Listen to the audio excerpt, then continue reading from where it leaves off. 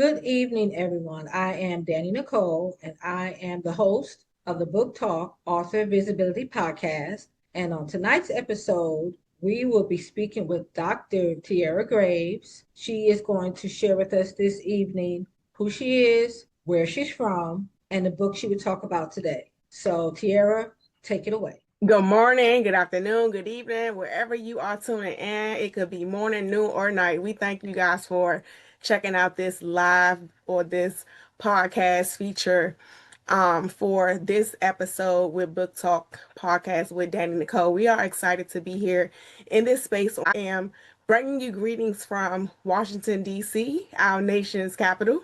I am a educator, author, grief specialist coach. I'm a Christian, first of all, a believer, a woman of faith, a woman of God. In my church, I am a liturgical dancer, and I'm also the church secretary. My background has always been English, so I have a bachelor's degree in English, a master's in secondary education, a second master's in teaching English to speakers of other languages. And just recently in October of 2025, I received a honorary doctorate in humanities. So I'm excited about that. But my passion has always been teaching and writing. That has been what I know I am called to do. I love being an educator. And when I'm not in the classroom, I love putting my thoughts on paper through my pen. I thank God for the instrument of the pen and the gift that He has given me to be a writer. And I am a now 10 times, so I'm a 10-time published author and a full-time bestseller nationally and internationally. So all of my books are available nationwide, wherever books are sold, online and in stores. So this evening, the book that I want to share or bring to this audience is Breathe Again. And so I have a copy here. This is my newest release. So this one was released July, I believe it was July 2025. So this is Breathe Again, a little bit of the back cover. Yeah, go ahead and tell us, give us a little synopsis of the book. That's fine. Okay, so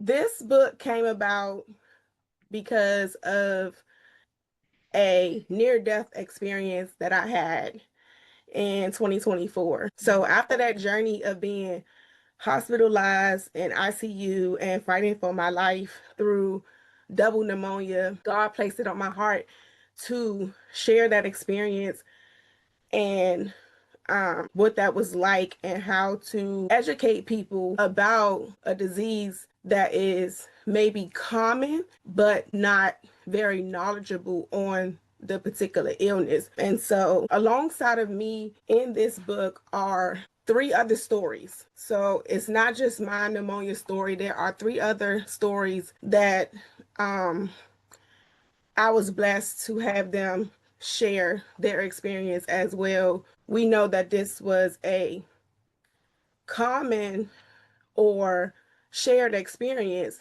but the different stories will take you on a different journey because each person didn't experience it the same way. And so through fear, grief, silence, all of the things that you feel in your life that could be stopping you from breathing. Hence the title Breathe Again, meaning that we overcame these struggles or we overcame these challenges. And so for me, it was pneumonia, but for you, it could be depression. It could be grief. It could be the loss of a job. It could be any types of changes in your health. So I don't want people to pick up the book and say, oh, well, she wrote about pneumonia and I didn't experience that. Separate that illness was my illness. But as you read, you'll discover that this book is just to be a beacon of hope for anyone that has faced a sudden illness and how individuals like myself or individuals like family members and parents or caregivers, how do you walk alongside someone with a terminal illness. And so not only was I'm learning me, myself, I had to learn to breathe again. But in those moments, the nurses, the caregivers, the doctors, my mom, my siblings, all had a moment where they felt like their breath was also being taken by watching me go through it. So life was restored. And there's purpose in your breath. That is what God reminded me. That sounds good. Thank you for sharing that. So, what would you say was the hardest part of writing or releasing the book? Or was it a challenge at all? So for me, writing is not a challenge. So it wasn't a challenge. As I laid in the hospital, God just revealed to me exactly what he wanted me to say, how he wanted me to put the book together and things like that. I would say if there was a challenge, the only challenge is like sometimes you have to relive the moment that you know you overcame. So in order for the story to be 100% authentic, 100% transparent, and 100% honest, I had to truly take myself back to those moments of truly feeling breathless. And what was that like in order to put that into words for the readers. And what would you say the book taught you about yourself? It taught me patience, truly taught me patience because I had to really slow down. You know, it was a moment to just reflect, sit in silence, and that silence lasted longer than I wanted it to last. But it taught me patience with myself, patience with, the caregivers, patience with the nurses and the doctors. I had to be patient in what healing really looked like and what the next steps of my life was going to look like after all of that trauma was over with.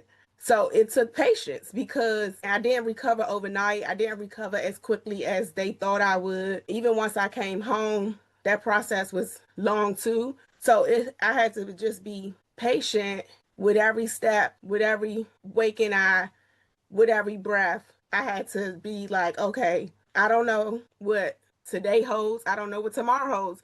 I don't know what next week holds. But I had to be patient with the entire process in order to get to that next level of healing. Yes, And the yes. physical and the spiritual and the mental, all of it. So, at what moment forced you to grow as an author, would you say? Was it early on when you started writing? Did it take, a little To grow as longer? an author. Yes. Well, my journey as an author started back in 2000 and probably 2019. Although my first book didn't come out until 2020. Um, what pushed me to grow was understanding that my pain had purpose. And in order for me to tap into my purpose as an author or my purpose as a writer, then I needed to talk about those topics or those things that might be uncomfortable for someone else, or those topics that are not talked about often enough. And so part of my healing and part of my voice or having a voice came through my obedience to write. And so each time I'm able to see God's work when it comes out in a book form is reassuring that my pain has purpose. And I continue to elevate my writing. I continue to grow as an author. When I did my first book, it was exciting to do the first book, but I still have that same excitement every time that I do a book. So every time another one comes out, it's like it's the first one. It's like the first one all over again. But just to see the growth and the maturity, not just in my writing, but in my faith, in my walk with Christ, and just in my life, as like from the classroom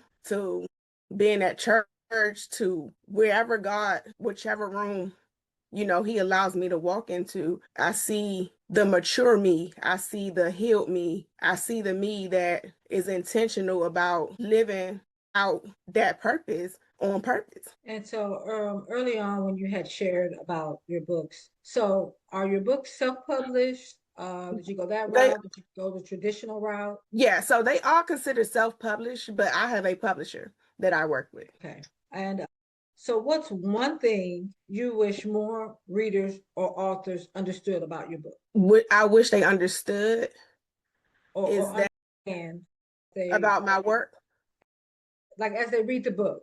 what would you hope they would understand or take from it? That I'm no different from them, and that my story is their story, and that I reflect them, that we're one of the same. So today pneumonia hit me, next week pneumonia could hit you or someone in your family. I mean, that's just life. We all have shared experiences.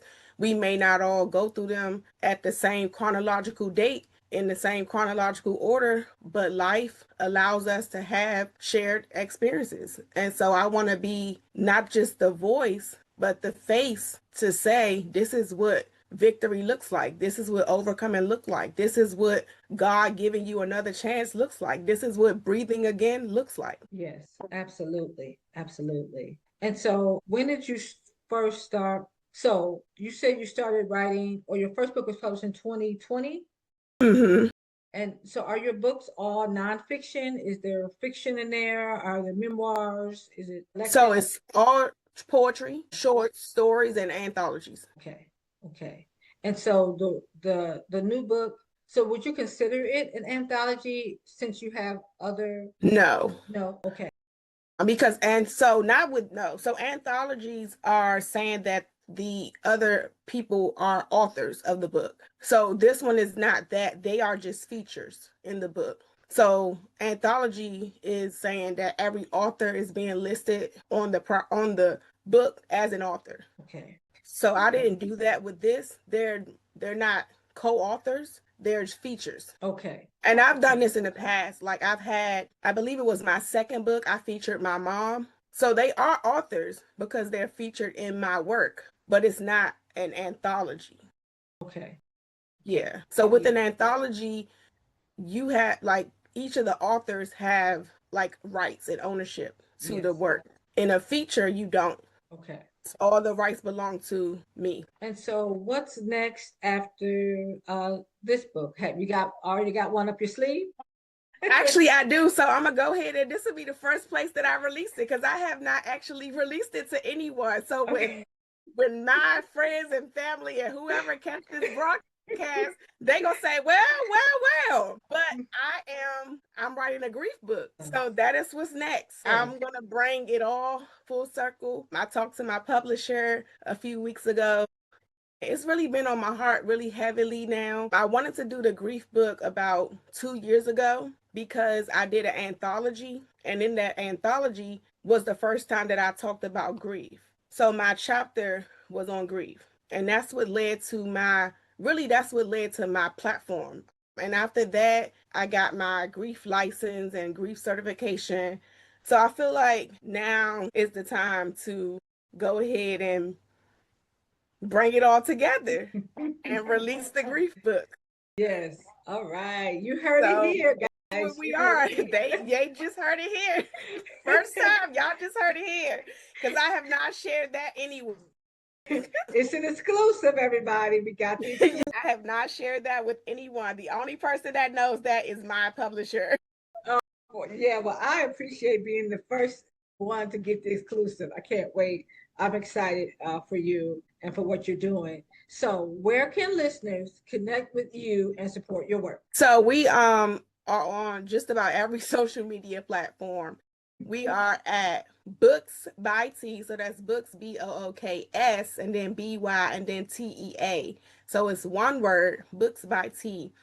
So that's our brand handle. We use that brand handle on Facebook, Instagram, and on YouTube. Okay, awesome. Thank you so much. So, I need the listeners to like, follow, comment, and share this podcast. I want to tell Tierra that I thank you for coming on and spilling the tea. Right, okay, exactly. That's the whole point of my brand. We just spilled the tea. Yeah, I heard it here. Books by T just spilled the tea. She's dropping a new book that's on right. grief.